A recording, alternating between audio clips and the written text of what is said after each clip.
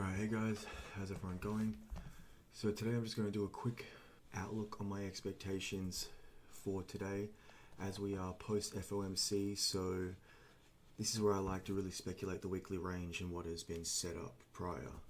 So starting off, of course, we still have tensions rising in the Middle East with the US, Israeli and Iran war.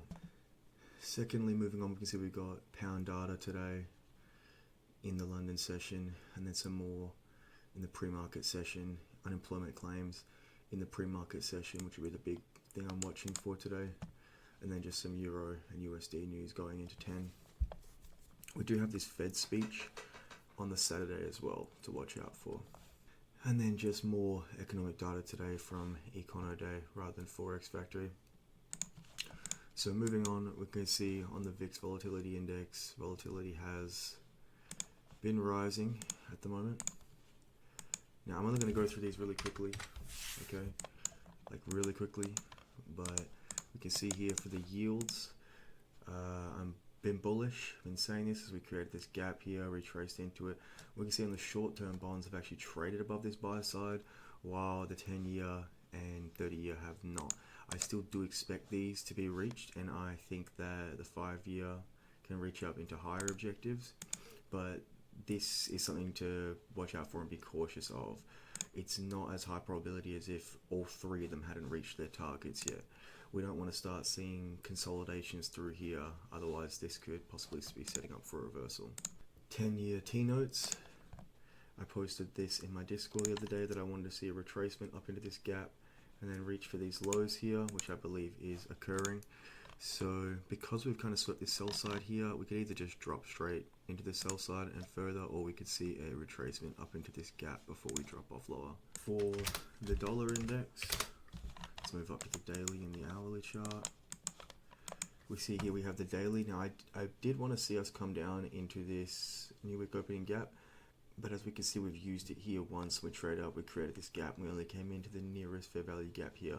Now even though I did want to see us dig deeper, this displacement here at 8 o'clock yesterday, and then retracement and support this fair value gap, and as we've displaced again through this daily wicks quadrant levels and created this gap here, I'm expecting buy side, as this is a shift in delivery from bearish to bullish from a daily discount array. So these are my targets up here. Now in retrospect to that, if we're expecting bullish prices on the dollar, we can in turn look for bearish prices on the euro. So same thing said, but the opposite, where we've got this range here, traded up into this daily gap, and then we've rejected off of it, okay, off this NWOG levels as well. And now we've got this gap here. I'd like to see us trade up further into this gap. I'd like to see us sweep this high off the midnight open, go up into this midpoint of this gap, and then roll on over for the sell side, taking these equal lows from the start of the week and then dipping further into the 2025 Q3 lows, and then potentially seeing if we can reach down here. Don't need to go over the pound again, same said as the euro. Now the Aussie dollar, it is just kind of trading back and forth in this range, but as we've swept these highs here, and then we came down, we had an SMT here, and we started reversing. And I did see the possibility for possible more further buy side, as Australia has raised their interest rates recently, which could add strength to the Australian dollar. After this SMT creating these equal lows, we came up and rejected off of this fair value gap here. So with the US dollar going higher, I would expect us to see us trade up into this gap and then fall off lower below these lows, which create a trend line phantom.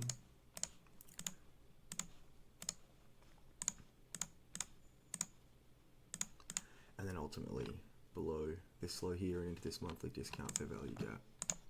Then when it comes to gold and silver, I'm not really touching it at the moment. It's just trading inside this range here. But we can see that last week dropped off, and then we created this gap on Monday, this suspension block, traded up into the midpoint on Tuesday, and then the Wednesday we just rolled straight over below the sell side.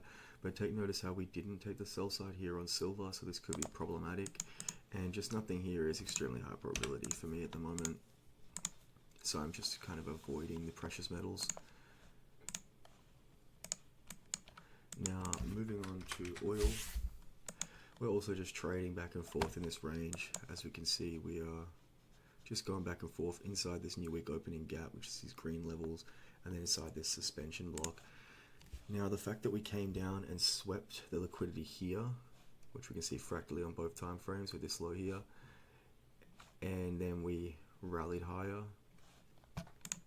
we showed respect of the midpoint of this gap, and we've closed above the midpoint of this new week opening gap. I don't really have a strong bias on this, but gun to my head, I'd like to see the buy side reached, as we've already taken this low here. But anything could happen in this market right now with the Middle East tensions going on, that's for sure. Now moving over to Bitcoin, I did call that I wanted to see this be used to go lower a few weeks ago, about a week ago or so, but I was premature. We need to sweep this buy side first, which we've done here, and then rolled on over. Now there was a nice selling opportunity through here on the Tuesday off this gap, but I just wanted to wait until post FOMC to really speculate and get the highest probability set up. Now, as we've rolled over this fair value gap that should have held support, I'd like to see us come up into this, touch it, and then continue to roll over. Now, we could just respect this SIBI as we have here and just continue to roll over, but because we have this SMT here, I don't think this calls for a reversal, as I am bearish, aiming for these lows down here, as again we've got another trendline phantom. I won't draw it, we've got another trendline phantom across there. But instead I'm looking at this as a potential retracement where we could trace up into these 1 hour imbalances and then also rebalancing this gap here. I would like to see us take this high and then roll off over taking out these lows, which is the lows at the start of the week, and then ultimately these lows, and so on and so forth. Now looking at ES, we traded up into this gap here above the high of the new week opening gap, and then we fell off lower. And we've got this range that we're trading in here, and I would like to see us retrace up into these ranges and keep trading lower. And same said for the Nasdaq. We've gone up into this SIBI here, rolling on over below the new week opening gap. I'd like to see us trade up into the new week opening gap, use it as resistance, and roll on over. And then we've got YM, which has been the leader to the downside here, as we've already swept this sell side from the 21st of November, the 20th. But same said, I would like to just see us trade up into these gaps up here, into these quadrant levels, and still roll on over, with YM being the heaviest, trading below this sell side, and then into this high time frame gap. But something important to notice between these three averages is that ES actually swept the Sunday low here, ever so slightly with a shallow run, and Q didn't, and YM has had a much deeper pullback and swept below from this low. So there is SMT divergences up here.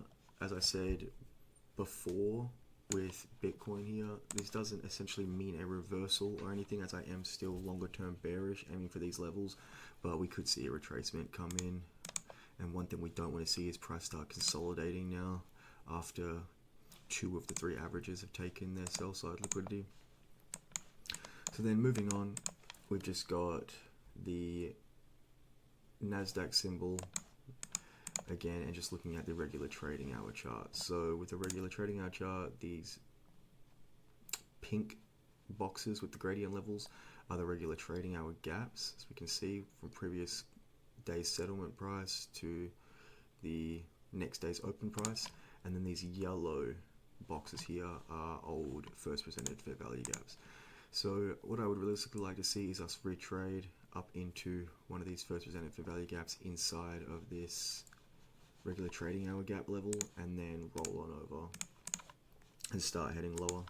You can also see that I've got a separate template for new week opening gaps and new day opening gaps, and I'd like to see us retrade up into this new week opening gap and this end dog here, and then roll over, which measures up to about the same level as this first presented fair value gap and inside this regular trading hour gap. So we're converging levels for support and resistance, right?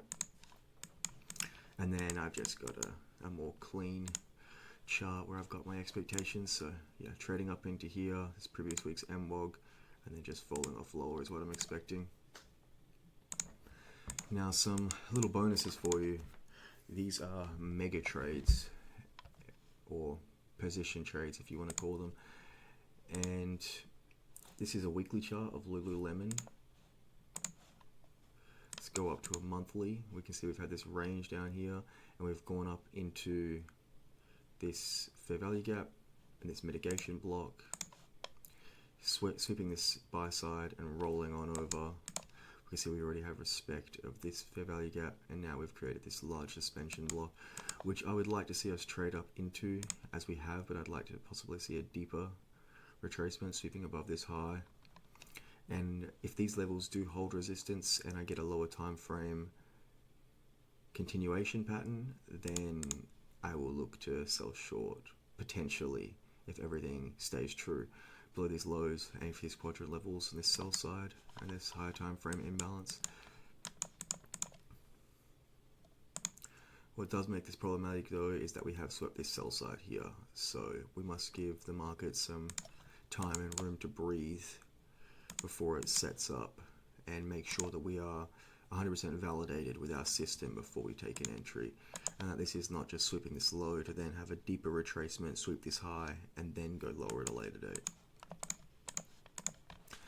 Also got Alibaba here, and this is the monthly chart. We've retraced down into this fair value gap, into these order blocks, and I would just like to watch and see. This one I don't have as much conviction with as Lululemon, but I'd just like to see if we can trade up above this gap here. Even if we go down, sweep this low, and then trade up above this gap, use it as support, and then trade above these equal highs. Now we can also look at sentiment, okay? So where are the retail players at the moment in the market? What is their expectations? Well, ours is long in the dollar. They are more short the dollar, which favors us. The euro, we're looking short. The public is looking long, okay? So that favors for us. We're the same with the pound. Now, AU, remember, we're looking for the Aussie to go lower.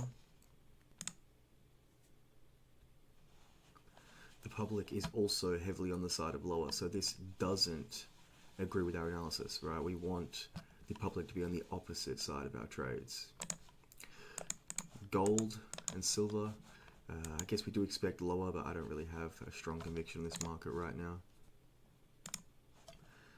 But we can see there that the public is heavily long on gold at the moment and not very short, which would agree with our short potential bias. Bitcoin, remember I said I want to see shorts coming into the market. Well, the public is 67.19% long, which does agree with me looking for a short bias opposing the retail sentiment. Now ES, NQ, and YM, we're looking for shorts on all of those. The S&P is pretty 50-50 with NASDAQ. Retail traders are leading more long. And then US 30, YM being quite 50-50 as well. So that's really all I have for you guys today.